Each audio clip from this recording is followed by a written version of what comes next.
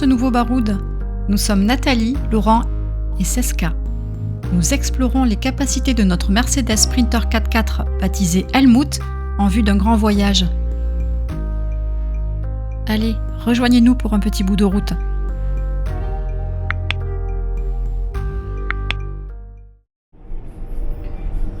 Donc là nous sommes en partance pour faire le roadbook Vibration numéro 5 Est. Alors à l'origine nous aurions dû faire le RB numéro 5 Ouest, partir donc de Toulouse et aller jusqu'à Bayonne.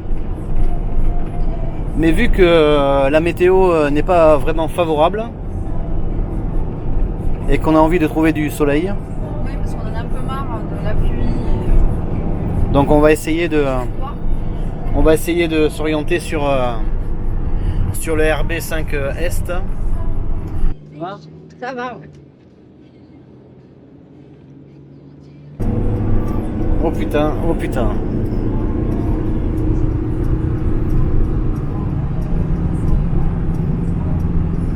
Bon, nous sommes dans les Pyrénées-Orientales. Et là on se dirige sur le départ du RB numéro 05 Est. Et là, pour l'instant, la difficulté est de trouver déjà le point d'entrée du roadbook.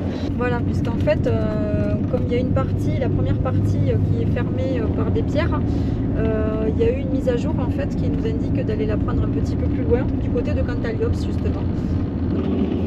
Allez, on rentre dans le village. Cantaliops.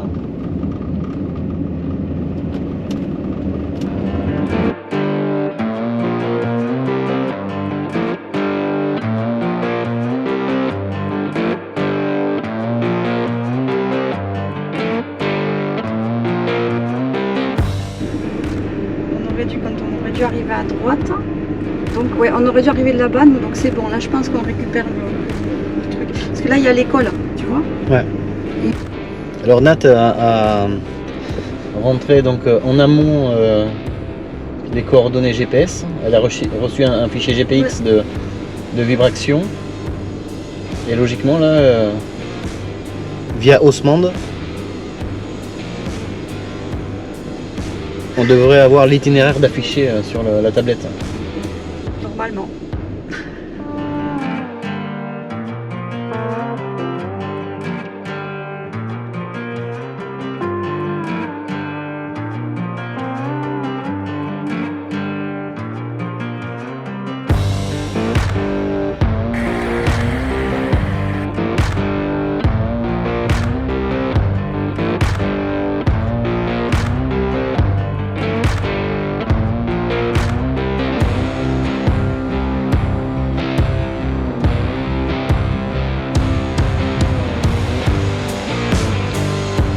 Dire que dans mes jeunes années, je faisais tout ça en VTT. Il y a quelques temps, hein. Mais à la retraite, on s'y remettra. Oui.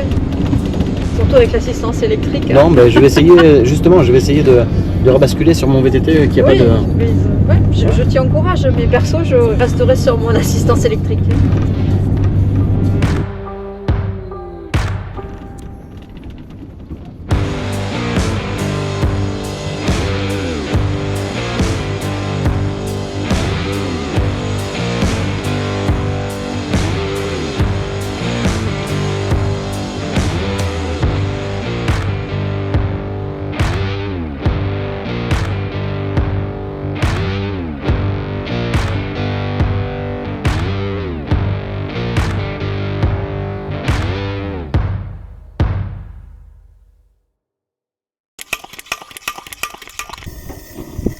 C'est bon, c'est allumé.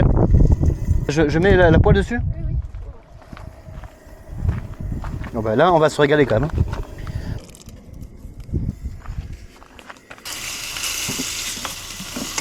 Puis après, on verra. Bon appétit. Bon appétit. Bon ben voilà, nous venons de nous réfugier dans le fourgon parce que Une grosse averse là. Ouais. une bonne averse. Donc on va attendre un peu là. Ouais.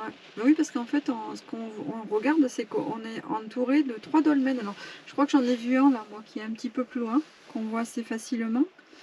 Et après, il y en a un autre, il y en a un troisième.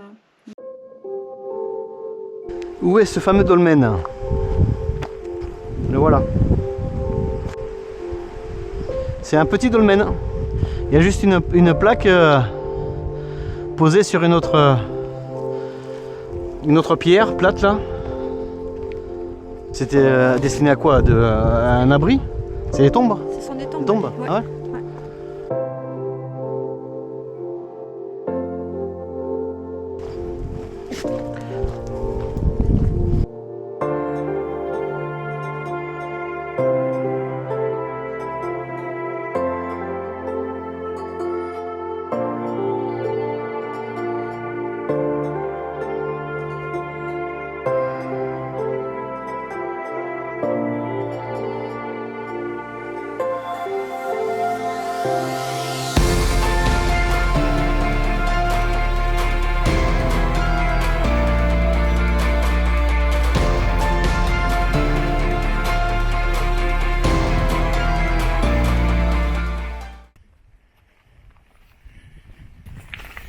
Ça c'est des coins quand même qui sont assez faciles d'accès.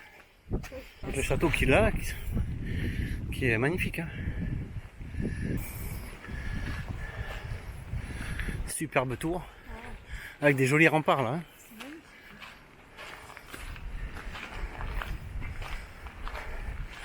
Il faudrait trouver l'histoire de ce château.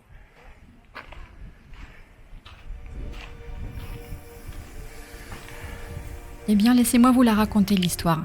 Le château de Roquesens est une forteresse construite à la fin du Xe siècle, à l'origine, suite à un différend entre deux comtés. Sa position dominante sur la colline, sa vue dégagée sur les environs sont un atout. Durant des siècles de conflits, elle changera plusieurs fois d'appartenance, puis sera pratiquement abandonnée à partir du XVIe siècle, ayant perdu sa valeur stratégique avec l'apparition de l'artillerie. À la fin du XIXe siècle, elle est transformée en résidence d'été par son propriétaire. Plus tard, le château sera pillé puis occupé par des militaires franquistes durant la guerre d'Espagne. Au terme d'une nouvelle longue période d'abandon, le château est aujourd'hui en partie restauré et visitable, en été d'après les informations que nous avons pu trouver sur Internet.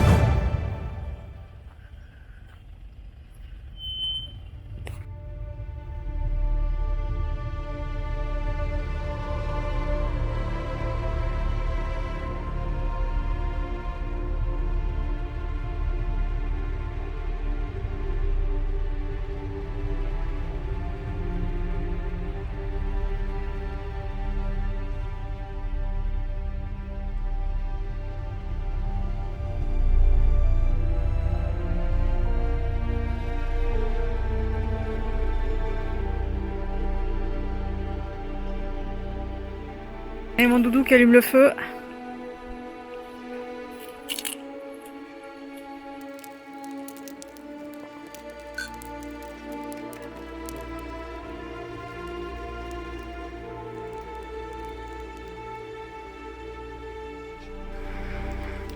Ça va, Poncho Villa? Poncho Villa va bien. Tada! Les chutes, c'est bien bien. T'as chaud? Ouais, on peut du feu là.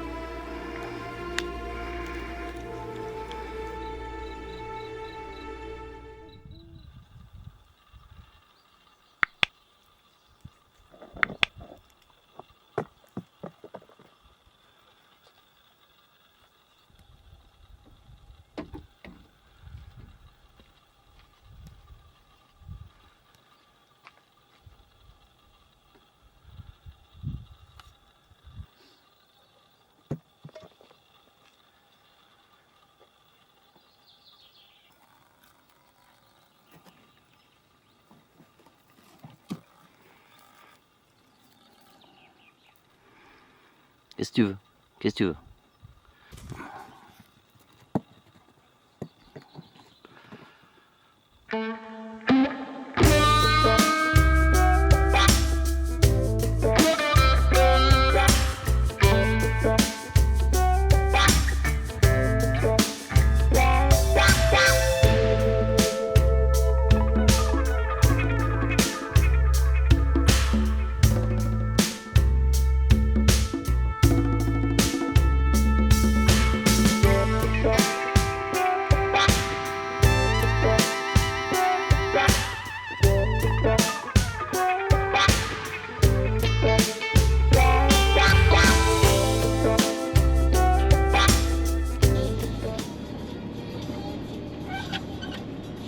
Ça grince dans tous les sens là.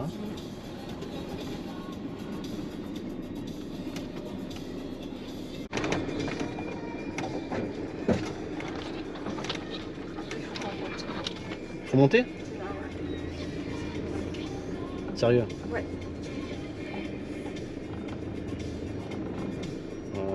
Moi je serais bien allé sur la droite par contre plutôt. Ouais, mais le truc est. C'est ça le village là? C'est un orange quoi. Saint-Yorenc de la Muga hein? Ouais.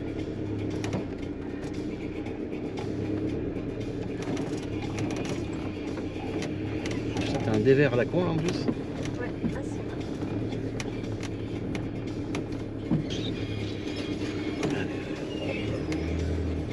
Ça griffe hein. Il va falloir qu'on voie pour un raptor quand même. Hein?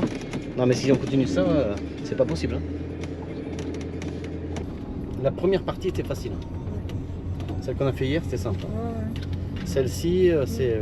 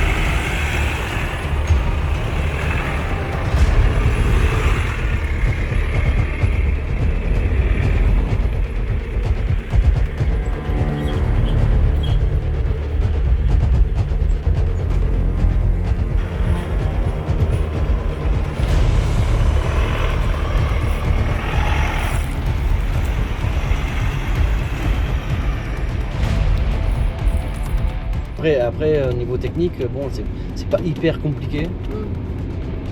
Faut faire gaffe au dévers. Mais bon, les branches, ça frotte de partout. Bah ouais, ça frotte de partout.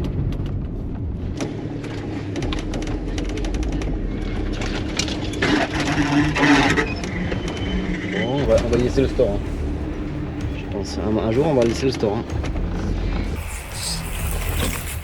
Ah putain, là, par contre, mauvaise idée.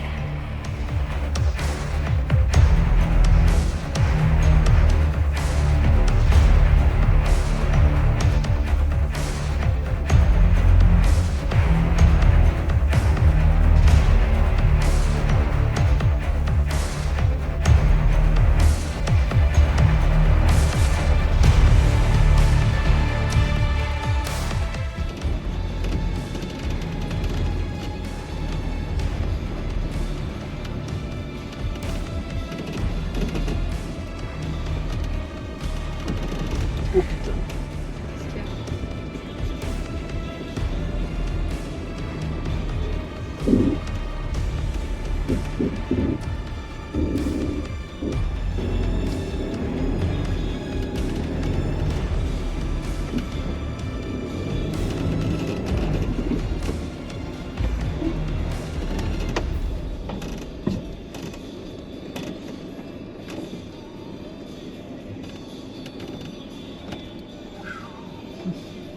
mais là c'est compliqué là.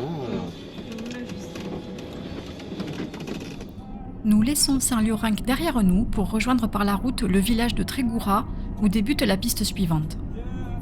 Je dis, on devrait pas être loin de la neige, la piste. Parce que là ça monte, et regarde les sommets, ils sont bien enneigés là. Ouais. On va peut-être se faire une piste dans la neige. Faut pas être trop rassuré, moi. Normalement, c'est une piste cimentée et après, ça va devenir un chemin. On est à 1450 mètres d'altitude. Et on monte. Ah, on a de la neige. Un peu de neige, tu vois, sur les bords. 1550 mètres.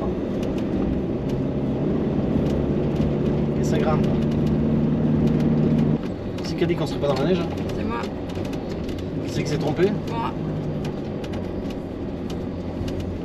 Moi, ce qui me fait peur, c'est que ça arrête pas de monter en fait. Je crois qu'on va passer un col. Donc, Bon, après, c'est de la soupe. C'est de la soupe. ça, ça va. C'est là que c'est moins bon.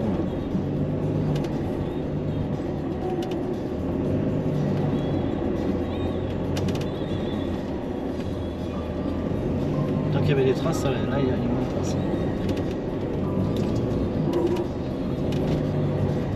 Ouais, doucement, doucement.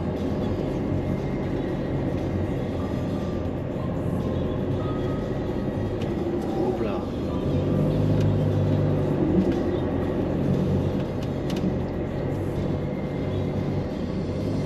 Doucement peut-être, doucement. Regarde, là, il n'y a plus de neige. Tu vois? C'est ce côté-là qui est en neige. Ouais, Voilà, regarde, tu vois? Hop, on arrive. mais si derrière, c'est la même.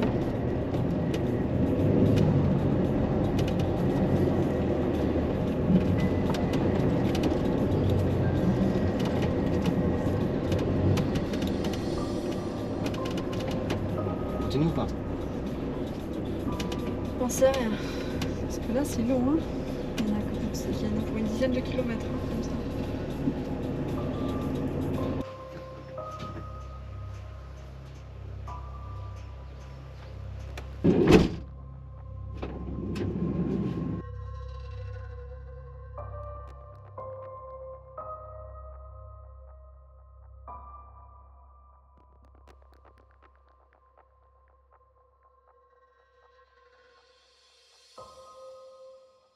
Bon, là, on va faire demi-tour parce qu'on est parti un petit peu optimiste. Et donc là,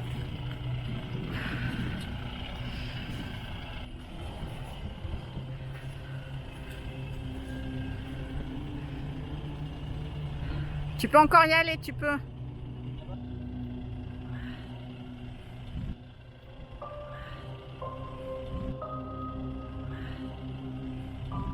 Voilà, le demi-tour est fait. J'ai aidé Laura à manœuvrer. Voilà, je vous montre la piste. Elle est quand même bien chargée en neige encore. Ça glisse. Et là, ça commence vraiment à glisser méchamment et on n'est pas équipé de chaînes. Donc, on a préféré faire demi-tour. Ce qu'on va faire, c'est qu'on va prendre notre pause repas ici parce que quand même le cadre est plutôt sympa.